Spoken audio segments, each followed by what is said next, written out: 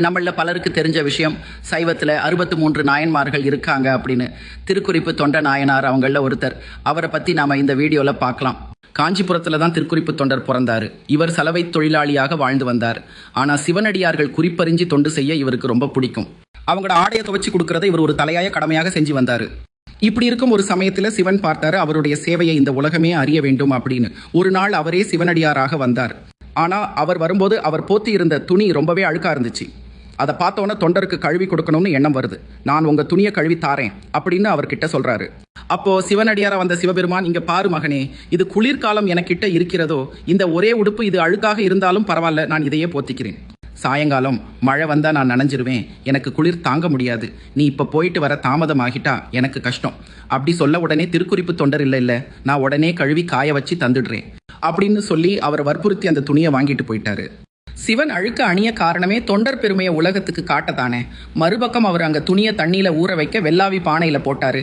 அதுக்கப்புறம் வேற வேலைகள் வர அந்த வேலைகளை பார்த்து இந்த துணியை கழுவ எடுக்கும்போது சாயங்காலம் ஆகிருச்சு, சூரியனும் மறைஞ்சாச்சு. சரி, வேகமாக கழுவி காய வைக்கலாம்னு பார்த்தா மழை வெளுத்து வாங்க ஆரம்பிச்சு காய வைக்கிறதுக்கான வழியும் இல்லாமல் போயிருச்சு. மழை கொஞ்சம் குறைஞ்சா எப்படி சரி காய வச்சிடலாம்னு ஒரு மரத்துக்கு கீழே காத்திருக்காரு. ஆனால் மழை கூடிக்கிட்டே போகுது. அவருக்கு மனசு முழுக்க வேதனை.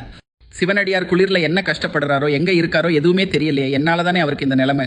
நான் ஒரு பாவி, இது சரி முதல்ல துவச்சி வெயிலில் காய வச்சிருக்கலாமே, வீட்டுக்கு சரி கொண்டு போய் காய வச்சு எடுத்து வந்திருக்கலாமே அப்படின்னு அவருக்கு கோபம் கலந்த கவலை. மழையும் குறையிற மாதிரி இல்லை. நான் அவர் சொன்ன பேச்சை கேட்டிருக்கணும். இப்போ அவரை சங்கடத்தில் போட்டுட்டேன், அவர் கஷ்டப்படுவார் என்று சொல்லி இதுக்கு பிறகு நான் உயிருடன் இருந்து எந்த பிரயோஜனமும் இல்லை அப்படின்ற எண்ணத்தில் உடுப்பு துவைக்கிற பாறாங்கல்ல தலையை முட்டை போக ஒரு கை தலையை கல்லில் படவிடாமல் தாங்கி பிடிக்குது. அக்கை தான் சிவனோட கை. சிவன் அப்போ உன்னுடைய தொண்ட உலகத்துக்கு எடுத்துக்காட்ட தான் நான் இந்த விளையாட்டை விளையாடினேன், நீ இப்பவே என்னோட வந்துவிடு அப்படி சொல்லி அவருக்கு முக்தியை கொடுத்தாரு. இதுதான் திருக்குறிப்பு தொண்ட நாயனாருடைய வரலாறு.